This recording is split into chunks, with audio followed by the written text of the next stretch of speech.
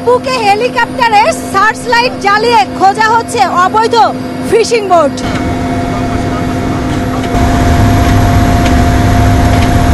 বাংলাদেশ বিমান বাহিনী মা ইলিশের প্রজনন মৌসুমে যেন কেউ অবৈধভাবে মা ইলিশ ধরতে না পারে, এজন্য এমন অভিযান পরিচালনা করছে।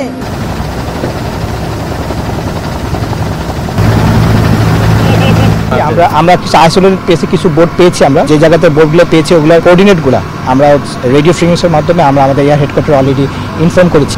এগুলো এখন কনসার্ন যারা কোস্টগার্ড যারা এটার জন্য ওসব জায়গার জন্য দায়িত্বপ্রাপ্ত তাদেরকে তারা জানিয়ে দেবে এবং তার পরবর্তীতে যে অ্যাকশনটা করে তারা নেবে।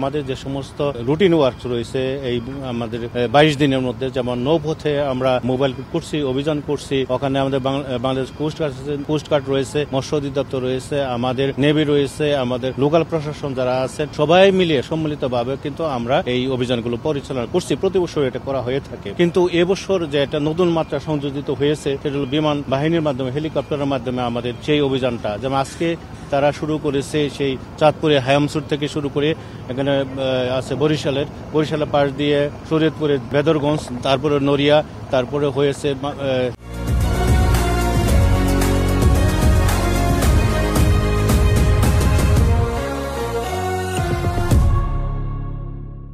জাজিরা, এমনকি সেই মাদারীপুরের শিবচর এই পর্যন্ত তারা এই টহল দিয়েছে। এতে করে যেমনটি আমাদের পাইলট মহোদয় বলছিলেন যে এতে করে তারা অনেকগুলো অবৈধ বোট নিচে তারা আইডেন্টিফাই করেছে এবং রেডিও ফ্রিকোয়েন্সির মাধ্যমে তারা কিন্তু জানিয়ে দিচ্ছে তাদের হেডকোয়ার্টারে।